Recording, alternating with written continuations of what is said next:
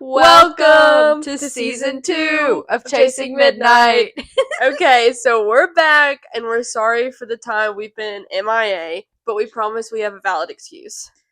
So we have a few things that we're going to be implementing over the next month or so please bear with us as we make a few cool changes. For example, if you hop on over to our socials like Facebook, Instagram, TikTok, or YouTube, you'll notice a new logo along with a new upload day. That's right. We'll be ditching Fridays and we'll be posting on Sunday nights from now on, which gives you a chance to hop on over and catch up on any episodes that you've missed before the week starts. We've also been filming at some new locations and talking to some new people, so stay tuned and remember to like, comment, and subscribe so you don't miss out. As always, throw on some pajamas, grab a snack, and buckle up because tonight's episode will have you saying WTF.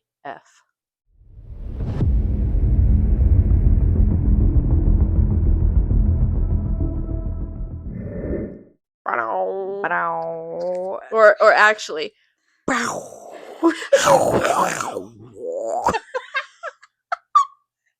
I'm so glad to be back. I'm so excited. It's been a few weeks since we posted anything, and that's been on purpose. Listen, we have been getting ready. You'll notice we're in a new little spot. It's not great. It's not fantastic. It's not finished yet. But we missed you so much. So we decided to come back. I can't speak tonight, so if that's how this is going to go, then welcome back. Welcome. Because it always happens, every time.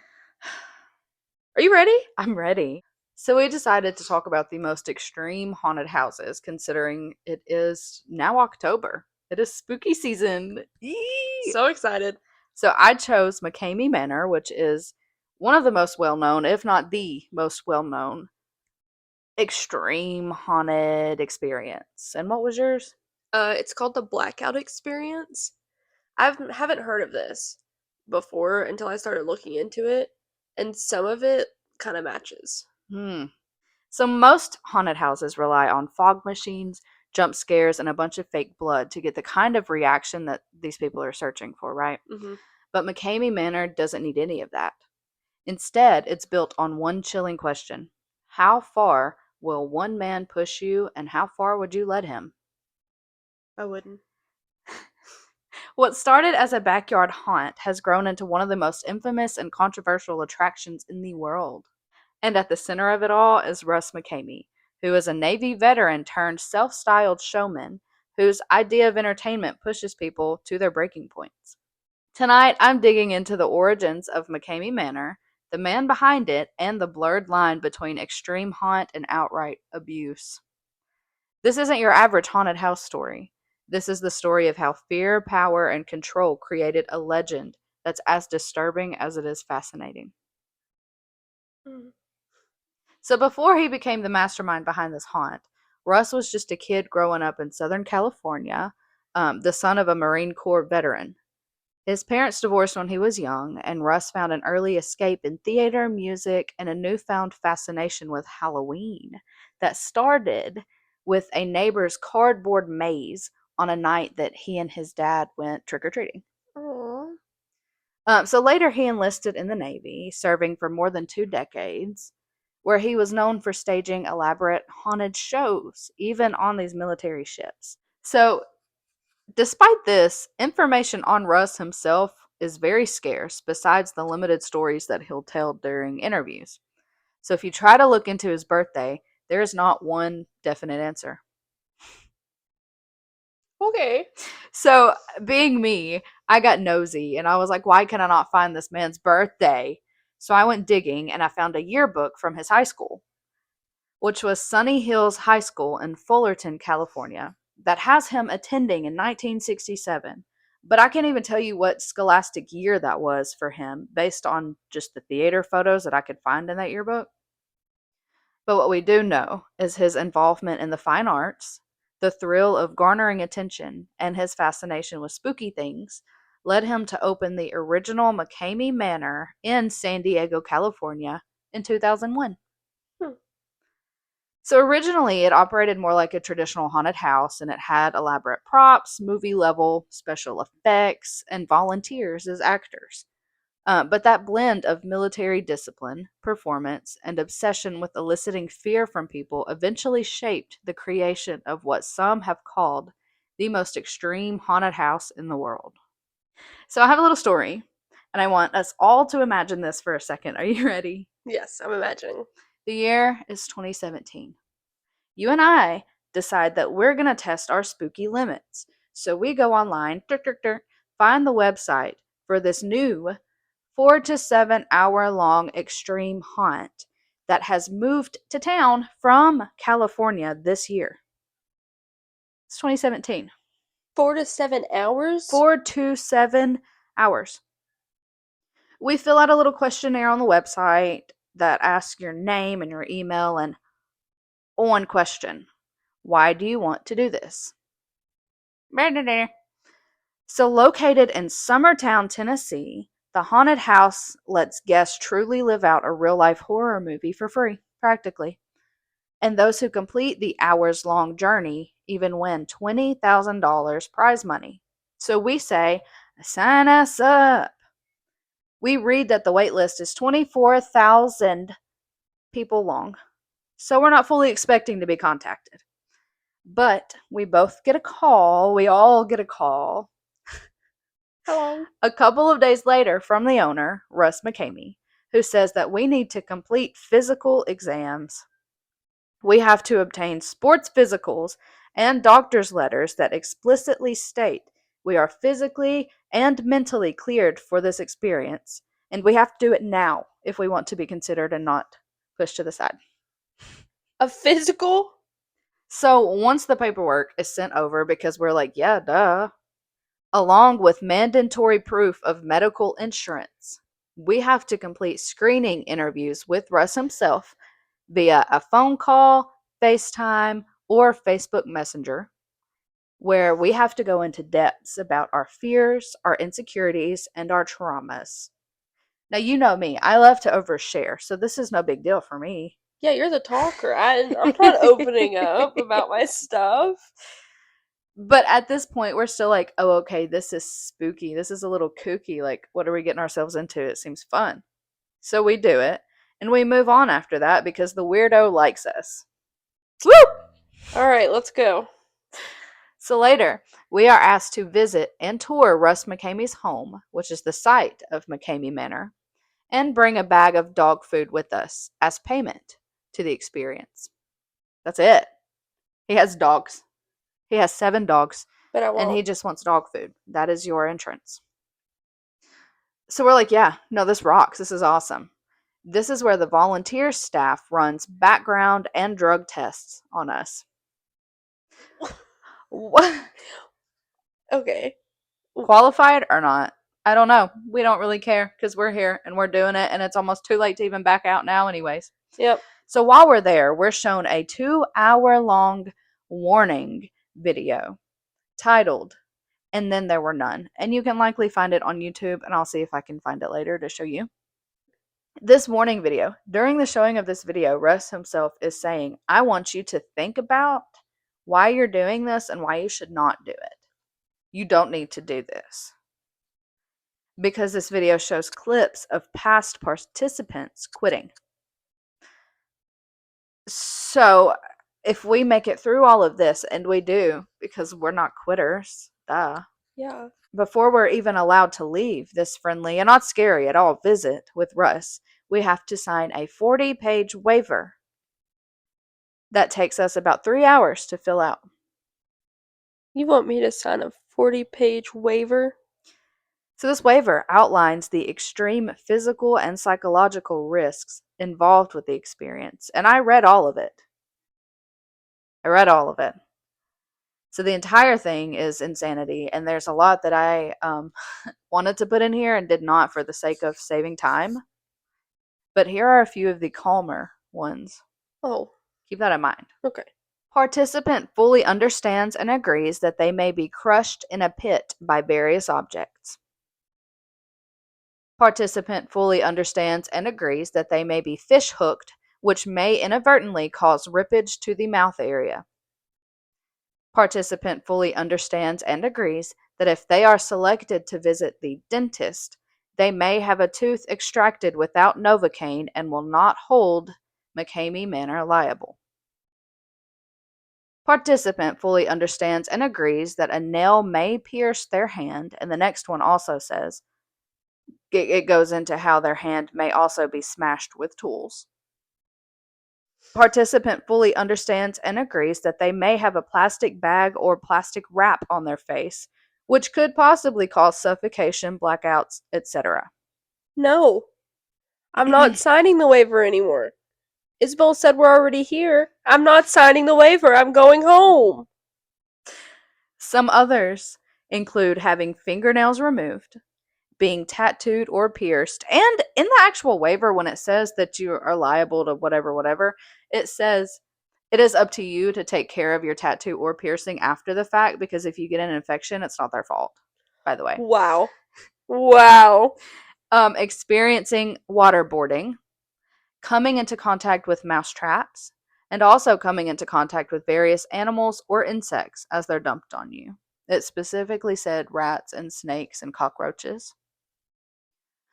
Being buried alive in a coffin and left there. Swimming through a skinny tunnel system full of sewer water with minimal air pockets. Being bound and gagged, and consuming unknown liquid substances and or live bugs. You will not catch me consuming unknown liquid substances because you know how picky I am. But I'm not. if the thought of that makes you feel gross and queasy, don't throw up yet, or you'll be forced to eat it. No. On video on their YouTube channel, by the way. Because, as Russ McKamey has very publicly stated, we're known for no quitting and no safe word. I make it simple because I'm a simple guy and I can't have too many rules or I'll get confused. No. So let's just hypothetically say that all of this does not scare us quite yet, because there's no way that this could be real, and they just go into this much detail to cover all of the possible bases, but they're not actually going to do this stuff. Who would, right? So we agree. Okay. We signed the waiver. Right there. The name. And we wait. We get sent home. We've done everything that we're supposed to do, and we don't know what comes next. So the rule is that Russ only lets 2 people in for the experience at a time, and he only does it once per week. So we're crossing fingers that we get chosen to go together because we're besties, let alone selected at all, because why not? It's a thrill, right?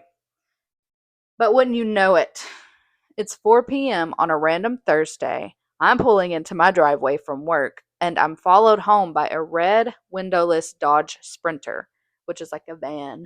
Okay. I climb out of my car, curious, before I'm abducted, gagged, blindfolded, and thrown into the back of the van where my personal belongings are taken from me. I'm being yelled at by burly masked men to shut up and get ready for the most exclusive, the most customized real-life horror movie. Do you want to know how it's customized? Please. Do you remember when we spoke to Russ on the phone for our interview about what scares us and what our insecurities are? Yes. And our traumas? Is that why you're kidnapped? No. They do that to everybody. everybody? Mm-hmm. Oh my gosh. Every single person who gets chosen gets abducted and taken blindfolded to the location. But they customize your experience by the things that you tell them. They also will go on social medias and stalk you for days to weeks before they come and get you, to see if they can find anything to use to humiliate you or scare the life out of you. I guess I already signed the waiver. Me and them burly guys come and we pick you up in the same fashion, and then we're off to the manor in what his neighborhood considers the kidnap van, with the license plate saying DJ party. No, it didn't. Yes. No. And does. Oh my gosh. To limit suspicion, the license plate says DJ party. So what I just described to you was the reality for so many thrill seekers. And while some ended up regretting it, some even volunteered to work the place after their own experiences at McKamey Manor. Meanwhile, other workers were randomly offered positions. One worker, Mercedes Ann, explains in an interview that we didn't get paid or anything. Ann began volunteering at the manor at 13 years old after meeting Russ at a community barbecue. Back when Russ and Carol were like the cool aunt and uncle, she says. I was seeing people come out shaking uncontrollably. One guy, it looked like his nose was broken. Another burst a blood vessel in his eye. It was full of blood, says Mercedes Ann, a certified lifeguard with basic first aid training who was there to deal with all of the fallout from the manor. She says, people would have psychotic breakdowns. That's the only time that they would stop the tour at all. Then they would bring me in to calm them down. She was 15. 15. With very little, she had the most basic first aid knowledge from being a community lifeguard. Okay. But if no workers were getting paid, why were people even agreeing to volunteer? So Chris Smith saw McKamey on the 2017 documentary called Haunters, The Art of the Scare. They became friends after Chris got in touch, offering to help McKamey with some graphic design work for promotional purposes. So they began calling each other on the phone every day, and they formed a beautiful little friendship. As Chris says, he was a goof. I didn't really take him seriously. But in 2018, Chris, who had already gone through the manor once before and he coped fairly well, decided to go through a second time. Keep in mind, nobody's made it through the entire thing ever. So Chris says, he gave me threats of being buried alive. I got lowered into a well 10 feet in the ground. He was made to unlock padlocks via combination codes while water was filling the well. I tell him I'm done for the night. I'm tired, Chris says, but Russ persuaded him to do one more thing.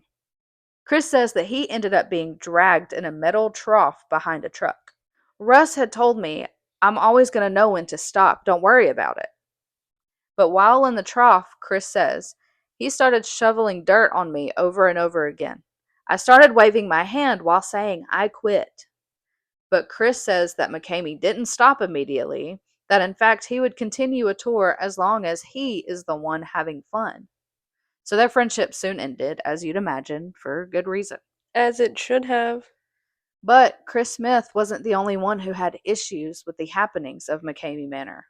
Matter of fact, a 2023 Hulu documentary entitled Monsters Inside America's Most Extreme Haunted House.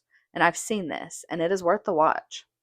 It explored the experiences of participants, with some even claiming that there's no way to stop the tour, among other questionable practices. So the documentary included footage of the tours that was taken by McKamey himself and posted to the McKamey Manor YouTube channel. And I may even link the channel in the description just for the sake of you fully understanding the extremity of it all, because I have seen some of these videos. But in some of the videos, people can be seen getting dragged by chains or locked into confined spaces while water pours in. There's even one that I saw where a young girl looked to be in her 20s. She was locked in like a deep freeze. While blood, like fake blood, was being poured in. I mean, what do you do? But even prior to the Hulu documentary, thousands of people signed a petition in 2019 to shut McKamey Manor down. Deputies have also been called to the property several times in the past after hearing participants outside screaming for help, with a criminal investigator interviewing Russ McKamey in March of 2018. Still, no criminal action directly related to the manor has ever been taken against McKamey. However, the controversy led to an investigation by Tennessee Attorney General Jonathan Smirty and several subsequent lawsuits in 2023. In his letter, Skrmetti raised concerns about McKamey's business practices, particularly taking issue with claims that there is no way to stop the tour, nor win the $20,000 prize offered to those who make it to the end, because it never actually ends for you. They continue to push your limits. So McKamey responded by filing a 32-page lawsuit against the Tennessee Attorney General a few months later. And I found that as well, and I read through it, and he says that it's a violation of privacy. Like it was nothing. But he also eventually tried to sue Hulu for slander in regards to that documentary. But that's neither here nor there. That's not really relevant. I just threw that in here. In that initial lawsuit, McKamey claimed the Attorney General's request not only violates his First, Fourth, Fifth, and 14th Amendment rights, but is a part of a larger effort to prevent him from engaging in lawful conduct on his own private property. So Russ argues that nothing is done unlawfully, as everyone who participates does so willingly and with a signed waiver. Which to me, that's fair. I mean, fair enough. But also, at what point is too far? And do you even think that the participants were properly prepared for what they'd actually go through, or wrongfully conned into something far more worse than what they expected? Because to me, sure, in my brain, I'm like, it kind of sounds fun. I know, like a little bit. It's like, ooh, a haunted house, you But know. then you get there and they're pulling your teeth out. Yeah, no, that's you got to draw the line. Like, why would you do that? Unless you're sitting there and you don't actually, you know what I mean, to make it that experience and to sit there and like hold the tool real close to their mouth or like just touch it on a tooth. Okay, but what goes to the point of pulling a person's tooth out? But despite nothing ever coming of these, a personal altercation led to Russ McKamey's arrest in July of 2024 for domestic violence and the attempted murder and rape of his live-in ex-girlfriend. Mm. In September, the charges against him were dropped and a no-contact order was put into place, and that's about it. But if the Facebook post on the group "Keep McKamey Manor Open" is anything to go by, there are still fans of McKamey despite all of this controversy. The posts read, and I looked at it. Does anyone know how to get signed up for the McKamey Manor? A fan asked in early October of last year, so 2024. I want a shot at the challenge. The Manor's closure is still very much up for debate, though the Manor's official website has not been updated since 2023. I did check it out today. In October of 2023, YouTuber Reckless Ben made it his mission to complete the manor and get that $20,000, only to discover that McKamey was now only operating a physical boot camp in his front garden instead, at his house in Tennessee. Hmm. Boot camp. So do we think that he's finally ready to give up the thrill of petrifying people, or is he just trying to lay low while he thinks up his next theme for the manor? Because every year is a different theme. I think he's just laying low. I feel like he had way too much fun with all of that to just give up. Do we think we'll see anything from him this October? I hope not. So I did some digging on his website just to see, and it now claims that it is year round. They only do a hunt once a week, and again, it's only two people at a time. So, do we think that if he were to make a comeback, he would have already done it, or is he waiting till closer to spooky season, which I would say we're in? You think he like updated the waiver saying you can't post anything about it if you do get selected and stuff? Like there's still ways to reach out and people just don't know about it yet, except for a few. I don't know, because then, I mean, what's to stop him from getting away with murder? True that. Nobody knows that these people have gone and they've been made to leave their phones or their devices or whatever at home in order to participate. I don't know. No thanks. Okay, so I Whew. am going to tell you about the haunted house called Blackout. Now, this one isn't as extreme as McKamey Manor, but there are things in here that are absolutely insane to me. So, this haunted house has been called one of the most terrifying, disturbing, and psychological draining experiences people willingly put themselves through. So, the Blackout experience began around 2009 in New York City. and it gained such popularity that it expanded to Los Angeles and Chicago and some other places. And it is literally just on the street with no big identification of what it is, and like there's maybe just like a sign, but it's just like a tapestry pretty much. Ah. It quickly became notorious for pushing the boundaries of what a haunted attraction could be. So instead of relying on costumes and chainsaw jump scares, Blackout used raw sensory deprivation, psychological pressure, and real physical interactions to terrify people. So it was designed to feel real, and it was less about monsters and more about stripping people down to their vulnerable state. So the creators of Blackout describe it as an adult horror theater. It wasn't just marked as just a haunted house, but as something more artistic, more experimental, and way more uncomfortable. Their goal wasn't just to make you jump, it was to mess with your head. That was this whole thing. So the experience usually lasted less than 30 minutes, Oh. but people say it felt way longer when you're trapped inside. Yeah. So, before you go inside, you are made to sign a waiver. And these were some of the strict rules, which was on their website. I put all of this down. You must walk through alone. You must be over 18, stay on the marked path at all times, and you will be prompted to do certain actions. So, please do exactly as you're told. This is for your safety. There is absolutely no speaking inside. But, however, you can scream as loud as you'd like. That's what it said. Do not ever touch the actors, do not ever touch the walls, and you must wear a protective mask and carry a flashlight at all times. We will provide both of these items for you. Please do not bring your own. That got me off guard. But then also with it, it says if you have an emergency while walking through the house and need to be escorted out, please yell the word safety as loud as you can. So they did have a safe word here. And it says, stay where you are, remain calm, and someone will come to get you and bring you out. And once you call the safe word, there are no refunds and there are no options but to leave. So, it says, please be aware you will encounter fog, strobe lights, complete darkness, crawling, stairs, loud noises, water, physical contact, and sexual and violent situations. So, it was just a simulation pretty much. So, here's the catch.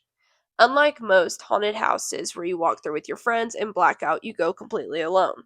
So no one beside you, no one to hold your hand, no one to scream with. It is just you, your protective mask, and a flashlight that is provided, and the unknown waiting in the dark.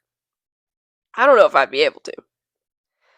Once you step inside, you realize very quickly that this isn't your average haunted house. There are no cheap jump scares or rubber knives. Instead, you're shoved into a pitch black room where you can't see anything except what your small flashlight reveals. Actors are able to grab you, shove you, and push you around.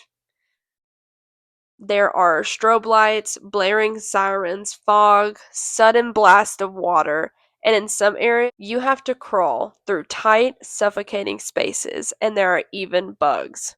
No thank you to the bugs for me. That's just overstimulating. It just all sounds.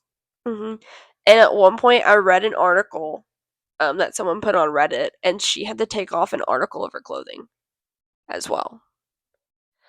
But the thing that makes Blackout infamous is the psychological torment. So the actors don't just scare you, they humiliate you, they put you in disturbing scenarios, and some scenes involve simulated assault, nudity, and situations meant to shock you on a much deeper level.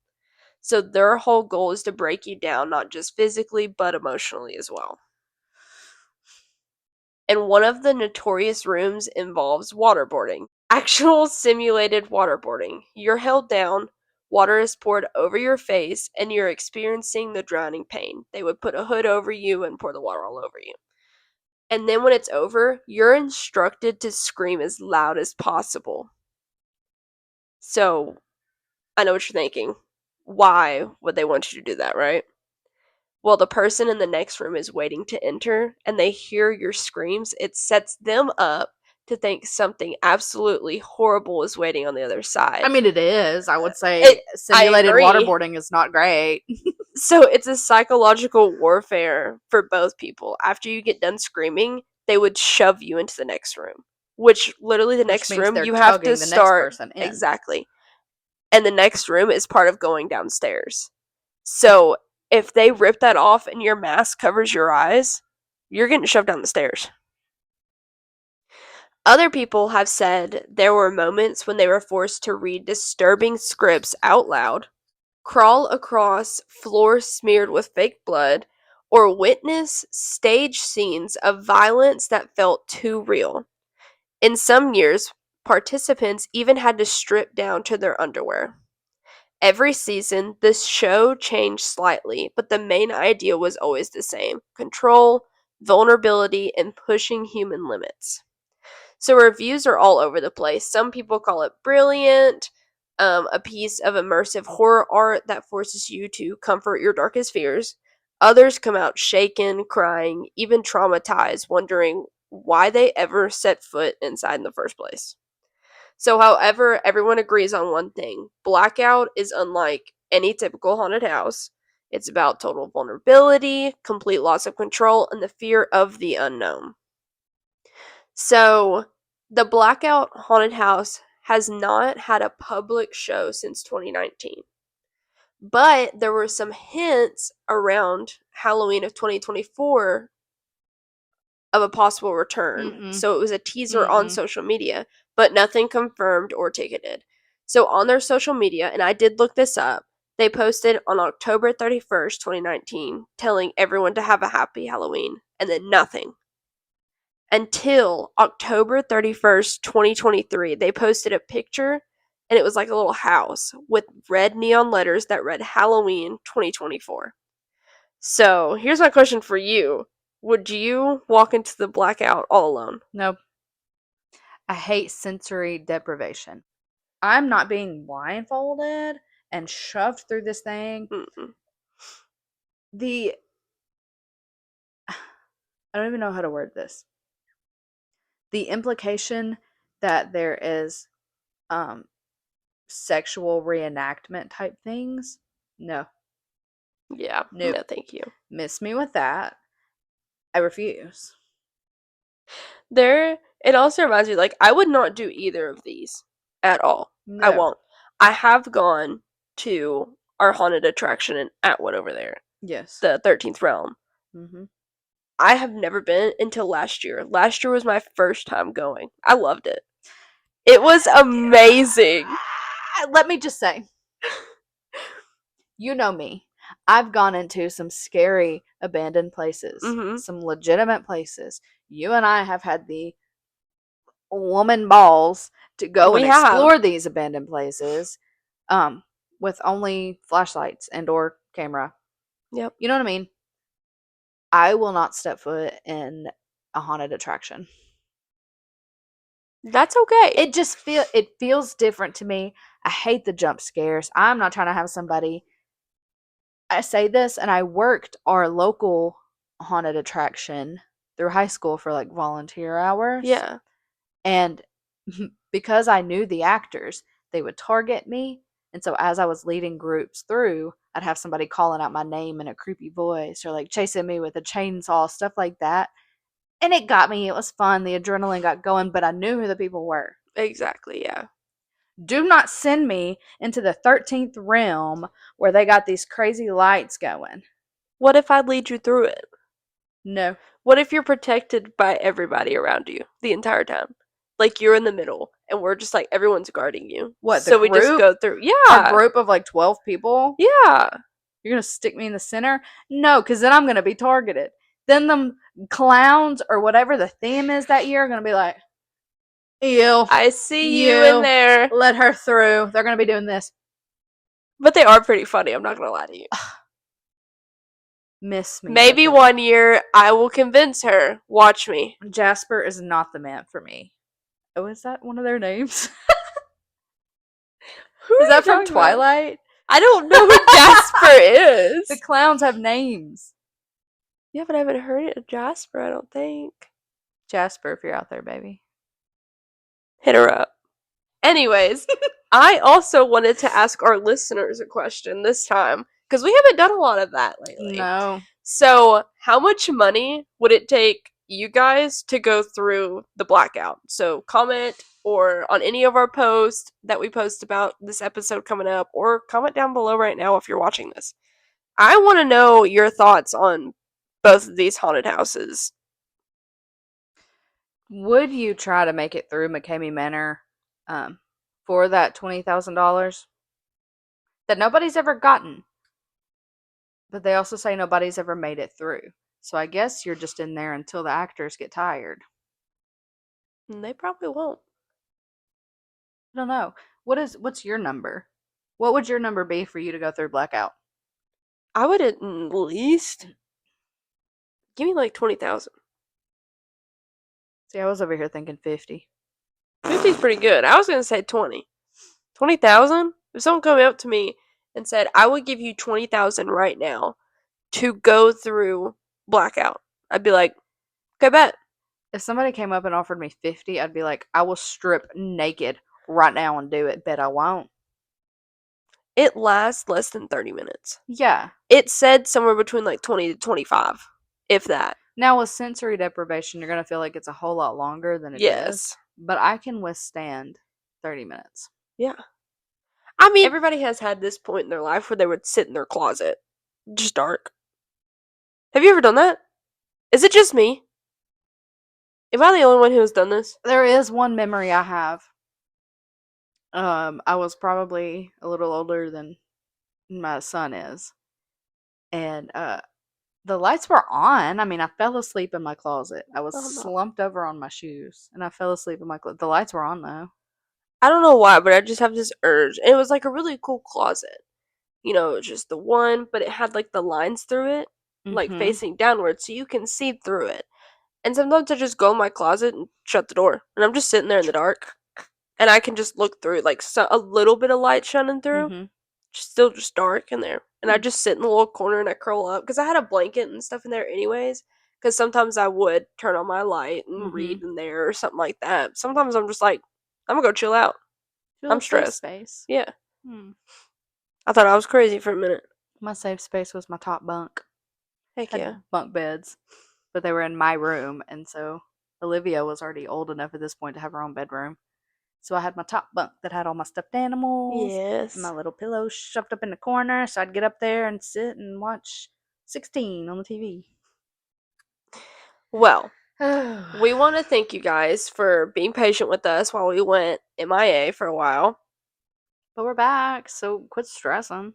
We're here. Yes, we got a whole bunch planned for you guys, and let us know how you like this episode. If you like the new setup, if you think we should add or change anything with it, let us know. I'm so excited to be back. I really am. Mm-hmm. All right, as always, thanks for chasing midnight with us. Nine, I love you. Night night, love you.